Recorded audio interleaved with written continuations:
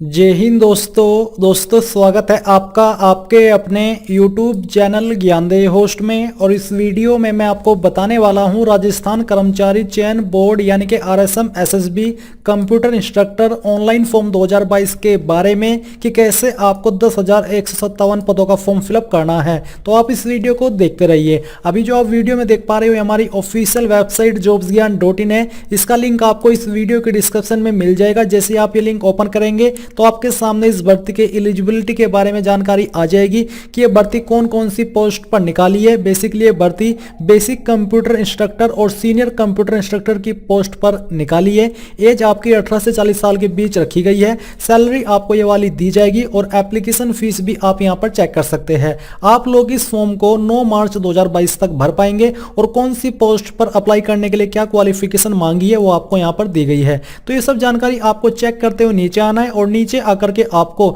Exam pattern और syllabus भी मिलेगा और सिलेबस की वीडियो भी मैंने बना रखी है जो कि आप यहां से चेक कर सकते हैं। अब आपको बेसिकली अप्लाई ऑनलाइन लिंक इसके ऊपर क्लिक करना है। इसके ऊपर क्लिक करने के बाद आपके सामने एसएसओ की वेबसाइट आ जाएगी। अगर आपने इस वेबसाइट का इस्तेमाल करके पहले कोई भी फॉर्म भरा है तो आपको डायरेक्टली यहां पर आपका यूजर नेम या फिर एसएसओ आईडी एंटर करनी है और जो पासवर्ड आपने बनाया था वो पासवर्ड डालना है और यहां पर डाल करके आपको एक कैप्चा कोड फिलअप करना है और फिर लॉगिन कर लेना है। बट अगर आप फ्रेशर हो, आपने अभी तक एसएसओ की वेबसाइट का इस्तेमाल करके कभी भी कोई भी फॉर्म नहीं भरा तो आपको इसमें रजिस्ट्रेशन करना होगा।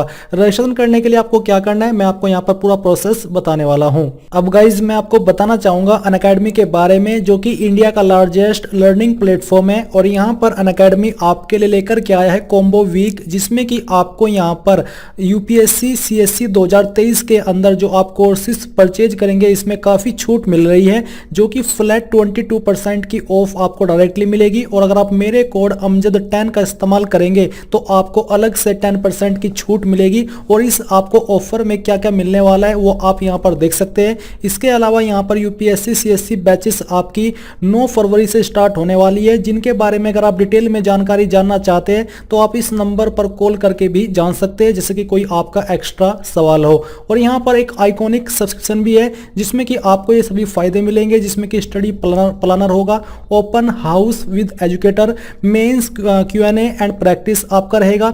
इसी के साथ यहाँ पर दोस्तों स्कोर बूस्टर टेस्ट सीरीज होगी जिसमें कि आप यहाँ पर देख सकते हो 15 क्वेश्चन 15 मिनट्स आपको इसके लिए दिए जाएंगे। और इसके अलावा यहाँ पर यूपीएससी सीएससी कॉम्बैट भी आपका 6 फरवरी को हो चुका है जिसकी डिटेल आपको यहाँ पर दी गई है। तो जल्दी से जाइए, वीडियो के डिस्क्रिप्शन में आपको ज्वाइन लिंक दिया है और मेरे कोड का इस्तेमाल करना बिल्कुल भी मत भूले क्योंकि उससे आपको एक्स्ट्रा 10% की छूट मिल जाएगी। जाइए ज्वाइन कर लीजिए। यहाँ पर आपको दो ऑप्शन देखने को मिलेंगे, एक है लॉगिन का और दूसरा है रजिस्ट्रेशन का।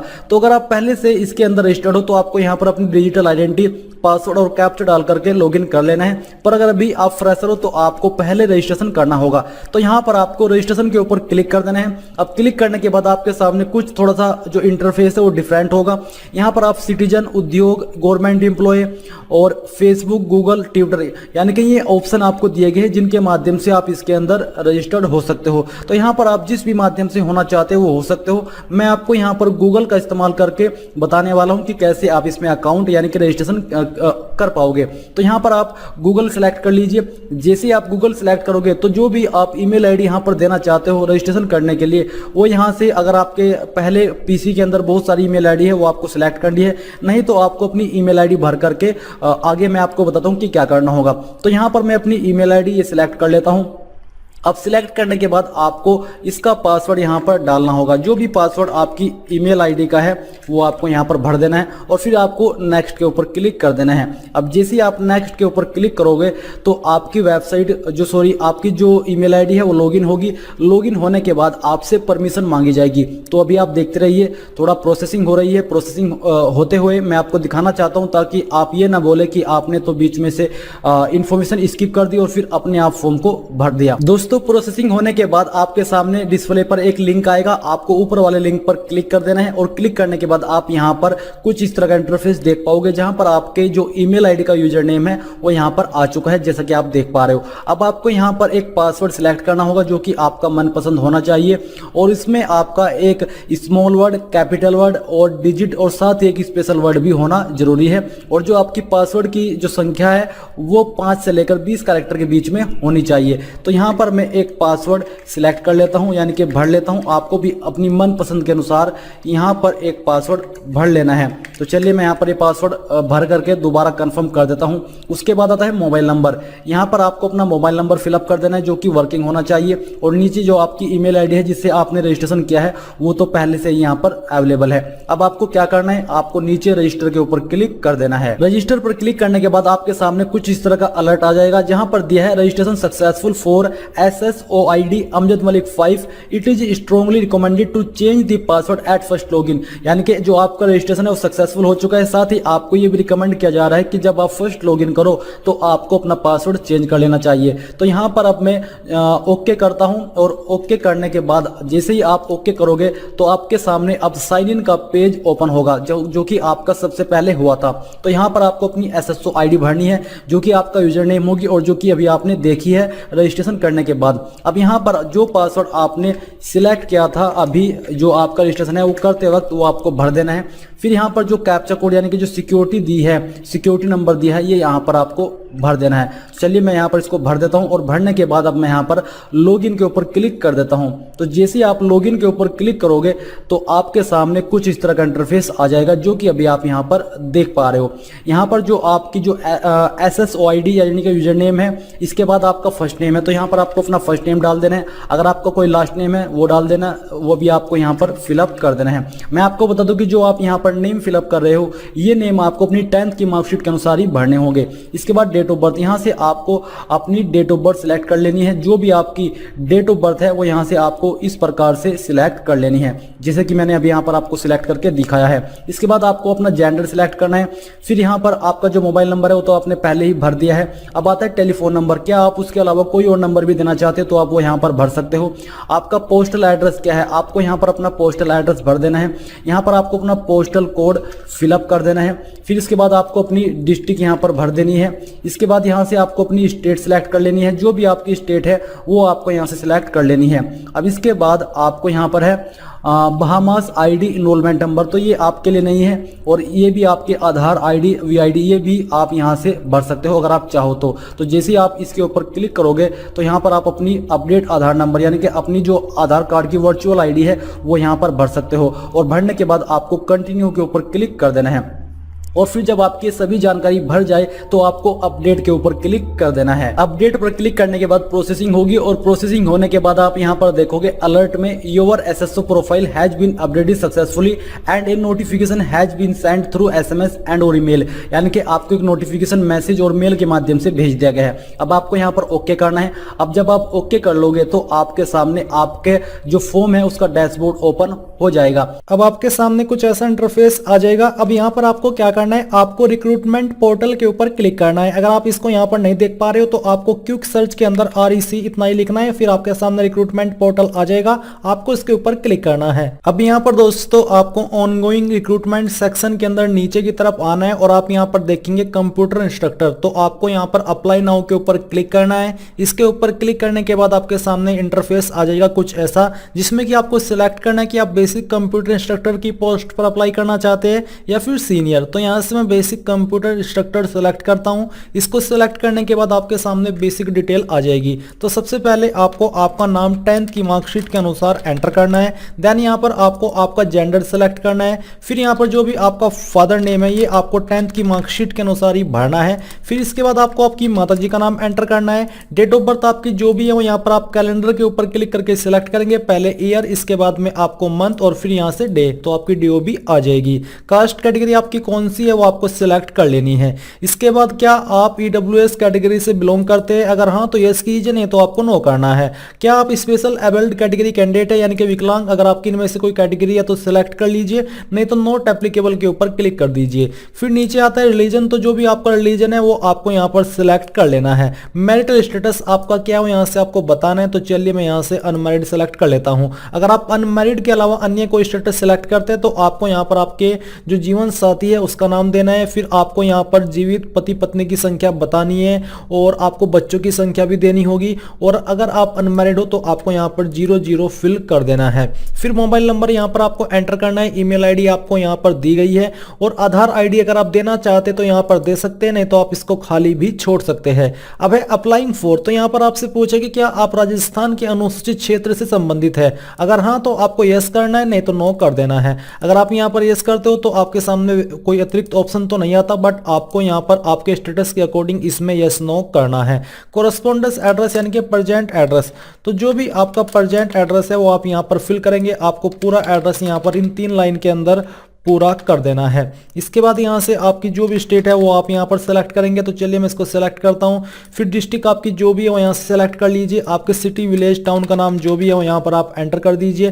पिन कोड यहाँ पर आपको डाल देना है। इसके बाद नीचे परमानेंट एड्रेस, अगर आपका प्रेजेंट और परमानेंट एड्रेस सेम है तो यहाँ पर आप टिक कर दीजिए। टिक करने के बाद जो भी जानकारी आपने यहाँ पर भरी है इनको चेक कीजिए और नीचे नेक्स्ट के ऊपर क्लिक कर दीजिए। नेक्स्ट पर क्लिक करने के बाद यहाँ पर आती है पर्सनल डिटेल। तो आपको सबसे पहले नेशनलिटी में इंडियन या फिर जो भी आपका इनमें से अन्य स्टेटस है नेशनलिटी का वो सिलेक्ट करना है। तो अगर आप इंडियन है तो इंडियन सिलेक्ट कर लीजिए। होम स्टेट आपकी जो भी है यहाँ से आप सिलेक्ट करेंगे। जो लोग इस फॉर्म को राजस्थान के अलावा अन्य किसी स्टेट से भर रहे हैं उनके सामने फिर यहाँ पर जो आपका ब्लॉक है और तहसील है और विलेज है ये सभी का ऑप्शन नहीं आएगा। तो चलिए मैं यहाँ से सिलेक्ट कर लेता हूँ होम डिस्ट्रिक्ट में। फिर जब आपका होम ब्लॉक कौन सा है वो आपको सिलेक्ट करना है। तहसील आपको यहाँ से सिलेक्ट कर लेनी है। विलेज आपका कौन सा है वो आपको यहाँ पर सिलेक्ट कर लेना है। ये सिलेक्ट करने के बाद आता है कि settled in India from other country, क्या आप इंडिया के अंदर अन्य कंट्री से सेटल हुए हो। अगर हाँ तो यस कीजिए, नहीं तो आपको नो करना है। यस करते हो तो आपको बताना कि कौन सी कंट्री से सेटल हुए हो। फिर आपसे यहाँ पर कुछ सवाल पूछे जैसे कि क्या आप भूतपूर्व सैनिक है। अगर है तो आपको यस करना है, नहीं तो नो कर देना है। क्या आप एक उत्कृष्ट खिलाड़ी है। अगर है तो यस कीजिए, नहीं तो आपको नो करना है। इससे अगला सवाल है क्या आप एनसीसी कैडेट प्रशिक्षक है, या अगर है तो आपको यस करना है, नहीं तो नो कर देना है। क्या आप एक भूतपूर्व कैदी है। अगर है तो यस कीजिए, नहीं तो यहाँ पर भी आपको नो करना होगा। अब आपसे पूछे कि क्या आप मौजूदा राज्य सरकार के कर्मचारी जो कि परमानेंट है। अगर आप ऐसे कैंडिडेट हैं तो आपको यहाँ पर यस करना है, नहीं तो नो कर देना है। क्या आपकी पारिवारिक वार्षिक आय 2.5 लाख से कम है। अगर हाँ तो आपको यहाँ पर यस करना है। यस करने पर डबल कंफर्मेशन आई है तो मैं यहाँ से यस कर देता हूँ। फिर एडिशनल कैटेगरी, अगर आपकी इनमें से कोई अन्य कैटेगरी है जैसे कि पंचायत समिति, जिला, released, emergency, temporary government employ, तो आप उसके ऊपर टिक करेंगे। अगर नहीं है तो आपको यहाँ पर नीचे आना है और नेक्स्ट के ऊपर क्लिक करना है। नेक्स्ट के ऊपर क्लिक करने के बाद आपके सामने यहाँ पर क्वालिफिकेशन की जानकारी आती है। तो पहले तो आपको यहाँ पर टिक करना है। फिर आपको यहाँ पर सेकेंडरी यानी कि 10th की जानकारी देनी है। तो सब्जेक्ट में आपको ऑल सब्जेक्ट लिखना होगा। तो चलिए मैं यहाँ पर आपको ये एंटर करके दिखाता हूँ। हमने यहाँ पर इसको फिल कर दिया है। ये फिल करने के बाद आता है नेम ऑफ बोर्ड। आपको बेसिकली आपके बोर्ड का नाम देना है जिस भी बोर्ड से आपने 10वीं की है। यहाँ पर आपको आपका रोल नंबर देना है 10th का। इसके बाद आपको बताना है कि आपके नंबर किसके अंदर थे। तो मैं परसेंटेज सिलेक्ट कर लेता हूँ। कौन से साल के अंदर आपने आपकी जो 10वीं है वो पास कर ली थी। तो चलिए यहाँ से हम इसको सिलेक्ट कर लेते हैं।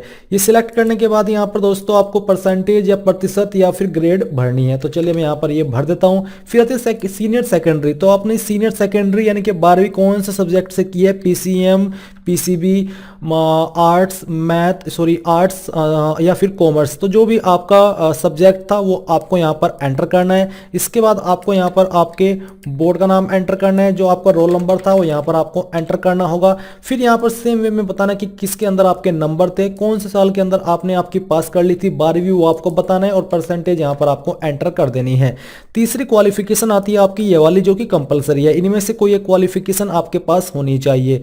यहाँ पर बीएससी इन कंप्यूटर साइंस दी गई है, बैचलर इन इंजीनियरिंग जो कि इनमें से कोई क्वालिफिकेशन आपके पास हो, bachelor of computer application BCA या फिर ग्रेजुएशन। तो जो भी आपकी इनमें से क्वालिफिकेशन है वो आप सिलेक्ट करेंगे। जैसे कि मैंने यहाँ पर ग्रेजुएशन सिलेक्ट किया, तो जो आपकी ग्रेजुएशन है वो आपने कौन से सब्जेक्ट में की है या फिर कौन सी आपने जो क्वालिफिकेशन है वो की है वो आप यहाँ पर भरेंगे। तो चलिए मैं यहाँ पर अपने जो सब्जेक्ट है वो एंटर कर देता हूँ। ये एंटर करने के बाद यहाँ पर मैं आगे आता हूं और यहाँ पर है आपके इंस्टीट्यूट का नाम या यूनिवर्सिटी का नाम। तो जिस भी यूनिवर्सिटी से आपने किया है उसका नाम आपको यहाँ पर पूरा भरना है। फाइनल ईयर का रोल नंबर एंटर करना है। नंबर बताने की किसके अंदर है, अगर अभी आप कर रहे हो तो आप रिजल्ट अवेटेड या फिर अपियरिंग ये वाला स्टेटस सिलेक्ट करेंगे अगर आपकी अभी तक क्वालिफिकेशन पूरी नहीं हुई। कौन से साल के अंदर आपने पास की है वो यहाँ पर आपको सिलेक्ट कर लेना है और परसेंटेज आपको यहाँ पर एंटर कर देनी है। इसके बाद दोस्तों आता है सर्टिफिकेट ऑफ ए लेवल। ये जो सर्टिफिकेट है ये आपके पास होना चाहिए जो कि कंपलसरी है। बेसिकली आपने नोटिफिकेशन चेक कर लिया होगा तो आपको यहाँ पर इसकी जानकारी भर देनी है। आपको यहाँ पर सब्जेक्ट बताना है। सब्जेक्ट के अंदर आप आपके जो सर्टिफिकेट है उसका नाम भी दे सकते हैं। यहाँ पर आपको आपके इंस्टीट्यूट का नाम बताना है जहाँ से आपने किया है। यहाँ पर रोल नंबर देना है, रिजल्ट का स्टेटस सिलेक्ट करना है और इसके बाद यहाँ पर आपको पासिंग ईयर और परसेंटेज लिख देनी है। पोस्ट क्वालिफिकेशन या फिर उसके बराबर की कोई अन्य योग्यता, अगर आपने पीजी डिग्री की है तो आप यहाँ पर उसकी जानकारी भी सेम वे में भरेंगे जैसे कि अभी आपने ग्रेजुएशन की जानकारी भरी है। ये भरने के बाद आपको नीचे आना है और यहाँ पर नेक्स्ट के ऊपर क्लिक करना है। अब यहाँ पर आपके सामने आइडेंटिफिकेशन एंड इनक्लोजर का सेक्शन आ जाएगा जहां पर आपको फोटो अपलोड करना है जिसका साइज 50 से 100 केबी के बीच में और फॉर्मेट जेपीईजी या फिर जेपीजी का रहना चाहिए। तो चूज फाइल के ऊपर क्लिक कीजिए। जहां पर भी आपका फोटो है वो आपको यहाँ पर सिलेक्ट करना है और उसको इस प्रकार से ओपन करना है। फिर आपका फोटो यहाँ पर आ जाएगा। सिग्नेचर इन हिंदी, आपको हिंदी के अंदर अपना नाम लिखना है या कह लीजिए कि सिग्नेचर करना है जिसमें कि बेसिकली नाम ही होता है सिग्नेचर में। तो और आपको चूज फाइल के ऊपर क्लिक करना है और जहां पर भी आपकी फाइल है वो आपको सिलेक्ट करके ओपन करनी है। इसके बाद सिग्नेचर इन इंग्लिश, यानी कि यहाँ पर आपको आपका सिग्नेचर इंग्लिश के अंदर अपलोड करना है। इसका साइज भी सेम रखा है। मैं इस फॉर्म को डेमो के रूप में भर रहा हूं तो मैं यहाँ पर एक रैंडम इमेज आपको अपलोड करके दिखा रहा हूं। ये करने के बाद नीचे आता है बॉडी मार्क, आपकी बॉडी के ऊपर वो निशान जिससे आपके शरीर की पहचान हो सके। तो जो भी आपका निशान है वो यहाँ पर लिख दीजिए। अगर आपकी बॉडी के ऊपर कोई मार्क नहीं है ढूंढने के बाद भी तो आप यहाँ पर नो मार्क लिख सकते हैं। अगर है तो आप यहाँ पर लिख दीजिएगा और नेक्स्ट के ऊपर क्लिक कर दीजिए। अब यहाँ पर आपके सामने आपके फॉर्म का प्रीव्यू आ चुका है। आपने जितनी भी जानकारी भरी है आप उसको एक बार फिर से चेक कर सकते हैं। अगर आपको लगता है कि कहीं पर कोई जानकारी गलत है तो आप यहाँ पर नीचे आइए और आकर के अपडेट के ऊपर क्लिक करके इसको अपडेट कर लीजिए। अगर लगता है कि सही है तो यहाँ पर डिक्लेरेशन के ऊपर टिक करना है और फाइनल सबमिट करके यहाँ से आपको टिक करना है। इसके बाद यहाँ पर आपको एक बार फिर से फाइनल सबमिट कर देना है। अब आपका जो फॉर्म है वो एक तरीके से सबमिट हो चुका है बट अभी फीस बाकी है। तो पे फीस के ऊपर क्लिक कीजिए और यहाँ से ओके कर दीजिए। एक बार फिर से ओके करें। यहाँ पर आपके सामने ई मित्रा का जो पोर्टल है वो आ जाएगा। अब यहाँ पर आप अगर अन्य ऑप्शन चाहते हैं फीस जमा करने के लिए जिसमें कि आपको काफी सारे मिलते हैं तो आप एग्रीगेटर सिलेक्ट करें। यहाँ से आपको कोई एक जो एग्रीगेटर है वो सिलेक्ट कर लेना है और फिर आपको यहाँ पर पे नाउ के ऊपर क्लिक करना है।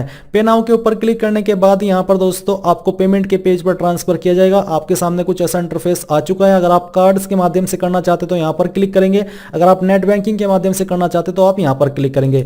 जैसे कि मैं कार्ड सिलेक्ट करता हूँ। अब आपका जो भी कार्ड नंबर है वही अननेम ऑन कार्ड नंबर, मंथ जो एक्सपायरी होती है और ईयर वो आपको भरना है और ये सभी जानकारी फिल करके पे के ऊपर क्लिक करना है। जैसे आपकी फीस जमा हो जाएगी आपको ऑटोमेटिकली इसी वेबसाइट के ऊपर रिडायरेक्ट किया जाएगा जहां से आपने फॉर्म फिलअप करना स्टार्ट किया था और आप अपने फॉर्म का फाइनल प्रिंट आउट ले पाएंगे। इस प्रकार से आप लोग Rajasthan computer instructor online form 2022 को भर पाएंगे। आई होप ये प्रोसेस आपको पसंद आया होगा। अगर आया है तो आप इस वीडियो को लाइक, शेयर और आपके अपने यूट्यूब चैनल ज्ञानदेव होस्ट को सब्सक्राइब करके बेल आइकन को ऑन कर ले। Thanks for watching. जय हिंद।